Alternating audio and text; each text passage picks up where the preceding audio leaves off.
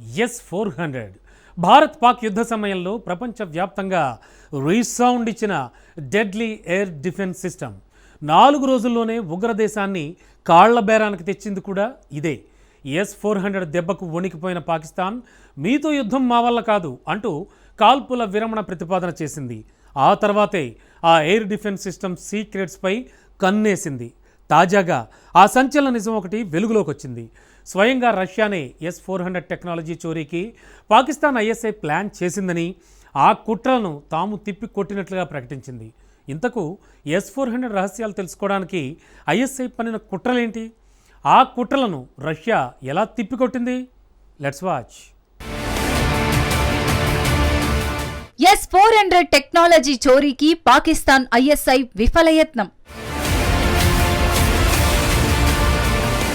ISI కుట్రను తిప్పికొట్టిన Kremlin, పాకిస్తాన్కు warning. S-400 care of గా పాక్ కుట్రలను రష్యా ఎలా తిప్పికొట్టింది?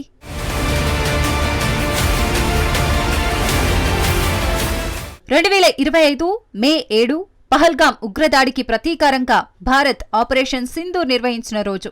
పాకిస్తాన్లోని 9 ఉగ్ర శిబిరాలను భారత్ ధ్వంసం చేసి పారేసింది. సుమారుగా 200 మంది ఉగ్రవాదుల్ని లేపేసింది.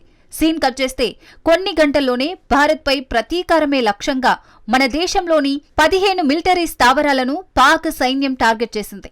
ముంబై, ఢిల్లీ, జమ్మూ, శ్రీనగర్, అమృత్సర్, పఠాన్కోట్, బటిండా, లుధియానాతో పాటు పలు నగరాలపై చైనీస్ BVR మిసైళ్లతో దాడులకు ప్రయత్నించింది. అప్పుడే భారత సుదర్శన చక్ర S-400 యాక్షన్లోకి దిగింది. పాకిస్తాన్ నుంచి వచ్చిన ప్రతి మిసైల్ను తునాతునకలు చేసి పారేసింది. ఇక్కడే భారత్ పాకిస్తాన్ గగన వ్యవస్థల మధ్య తేడా ఏంటో తేలిపోయింది. ఇండియన్ ఎయిర్ డిఫెన్స్ సిస్టమ్ సమర్థవంతంగా క్షిపణులను అడ్డుకుంటే, పాకిస్తాన్ గగనతల వ్యవస్థ మాత్రం ఇండియా ముందు తేలిపోయింది. ఎందుకంటే అది China made air defence system కాబట్టి. అప్పుడే పాక్ కన్ను S-400 పై పడింది. ఏదో రకంగా S-400 టెక్నాలజీని చోరీ చేయాలని ప్లాన్ చేసింది. ఆ బాధ్యత ISIకు అప్పగించింది.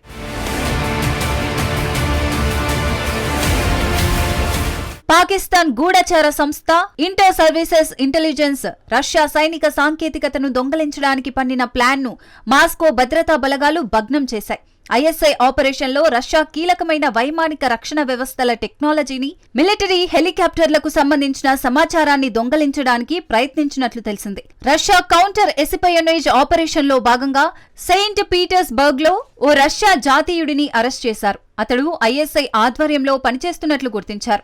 పట్టుబడిన వ్యక్తి మిలిటరీ హెలికాప్టర్ సాంకేతికత అభివృద్ధికి ఉపయోగించే పత్రాలను, వైమానిక రక్షణ వ్యవస్థలకు సంబంధించిన సమాచారాన్ని అక్రమంగా దేశం దాటించేందుకు ప్రయత్నిస్తున్నట్లు తెలిసింది.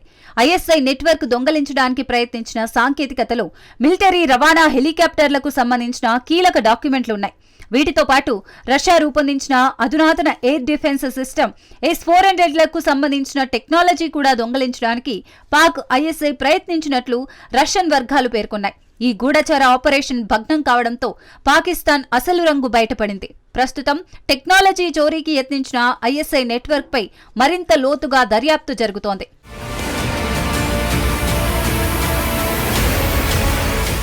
రీసెంట్ గానే పాకిస్తాన్ కు మాస్ వార్నింగ్ ఇచ్చింది రష్యా. పాకిస్తాన్ కు చెందిన ది ఫ్రాంటియర్ పోస్ట్ పత్రికపై ఆగ్రహం వ్యక్తం చేసింది. మాస్కోకు వ్యతిరేకంగా ఈ పత్రిక కథనాలు ప్రచురిస్తోందని పాక్ లో రష్యా రాయబార కార్యాలయం ఎక్స్ లో ఓ పోస్ట్ పెట్టింది. పాకిస్తాన్ వార్తాపత్రిక ది ఫ్రాంటియర్ లో రష్యా వ్యతిరేక కథనాలను మేం గమనించాం. ఈ పత్రికకు సంబంధించిన ప్రధాన కార్యాలయం వాషింగ్టన్ లో ఉన్నందున దీన్ని పాకిస్తానీ అని పిలవలేము. పత్రిక తన సంపాదకీయంలో నిరంతర రష్యా విదేశాంగ విధానం, నాయకత్వాన్ని విమర్శిస్తూ కథనాలు ప్రచురిస్తుందని పేర్కొంది. ఇతర దేశాల ఎజెండాపై కథనాలను ఎంపిక చేసే విషయంపై అమెరికనైజ్డ్ బృందం బాధ్యత వహిస్తుందని, ఇది రష్యా విదేశాంగ విధానాలకు, అధ్యక్షుడు పుతిన్ విమర్శలకు అధిక ప్రాధాన్యం ఇస్తోందని ఆరోపించింది. తమ దేశానికి సానుకూలంగా ఉండే ఒక్క కథనం కూడా ఈ పత్రికలో రాలేదని పేర్కొంది.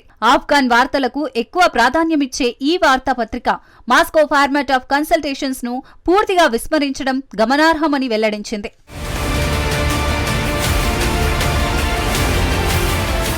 మరోవైపు అమెరికాకు చెందిన ఫ్రాంటియర్ సంస్థ జర్నలిస్టులు రష్యాను ఆర్థిక పతనం అంచున ఉన్న దుర్భర దేశంగా చిత్రీకరించే ప్రయత్నం చేస్తున్నారని విమర్శించింది. తమ దేశ ఆర్థిక వ్యవస్థను సమర్థించింది. ఏ దేశ చరిత్రలోనూ ఇంతకు ముందు లేని విధంగా బయట ఒత్తిళ్లు ఎదుర్కొంటున్నా తమ ఆర్థిక వ్యవస్థ స్థిరమైన పురోగతిలో ఉందని వెల్లడించింది. 2024లో రష్యా జీడీపీ 4.1% పెరిగిందని పేర్కొంది. ఇప్పుడు ఏకంగా తమ రక్షణ రహస్యాల చోరీకి పాక్ విఫలయత్నం చేసినట్లు నివేదికలు రావడం ఉత్కంఠ రేపుతోంది.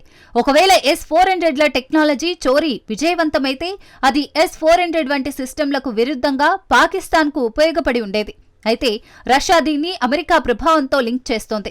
వివరంగా చెప్పాలంటే అమెరికానే పాక్ నిఘా సంస్థతో ఈ పని చేయించి ఉండొచ్చని అనుమానిస్తోంది.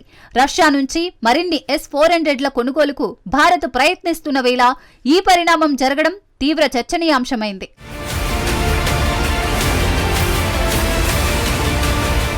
నిజానికి రష్యా నిఘా వ్యవస్థ ప్రపంచంలోనే టాప్ లో ఉంది. ఇప్పుడంటే మొసాద్ గురించి గొప్పగా చెప్తున్నారు, కానీ శత్రువులపై నిఘా పెట్టడంలో రష్యన్ KGB తర్వాతే ఎవరైనా. KGB పేరు మారినా యాక్షన్ లో మాత్రం ఎటువంటి మార్పు లేదు. పరాయి దేశంలో శత్రువుల అంతు చూడటం దగ్గర నుంచి శత్రు దేశాలపై నిఘా పెట్టడం వరకు రష్యన్ నిఘా వ్యవస్థల రూటే సపరేట్. అలాంటి పవర్ఫుల్ నిఘా వ్యవస్థలున్న దేశ రక్షణ రహస్యాలు తెలుసుకోవాలని అనుకోవడం అత్యుత్సాహమే అవుతోంది. అంతటి ధైర్యం పాకిస్తాన్ చెయ్యదు కూడా.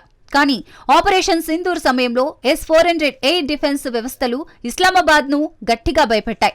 వాటి గుట్టు తెలుసుకుంటేనే తమకు ఫ్యూచర్ ఉంటుందని ఆ దేశం భావించి ఉండొచ్చు. అమెరికా మద్దతు కూడా ఎలాగో ఉంది కాబట్టి ఈ ధైర్యం చేసినట్లు కనిపిస్తోంది. కానీ ఈ చర్యల ద్వారా పని కట్టుకుని రష్యాతో శత్రుత్వాన్ని కొని తెచ్చుకున్నట్టయింది. ఇటీవల చైనా పర్యటనలో పుతిన్తో భేటీ అయిన షరీఫ్ తమకు మాస్కోతో బలమైన స్నేహం కావాలని అడుక్కున్నాడు. కానీ రష్యన్ డిఫెన్స్ సీక్రెట్స్ చోరీకి విఫలయత్నం చేసి మాస్కోకు ఎనిమి అయ్యాడు. ఇలాంటి సమయంలో భారత్ పాకిస్తాన్ మధ్య యుద్ధ పరిస్థితులు వస్తే ఏం జరుగుతుందో ప్రత్యేకించి చెప్పాల్సిన పని లేదు.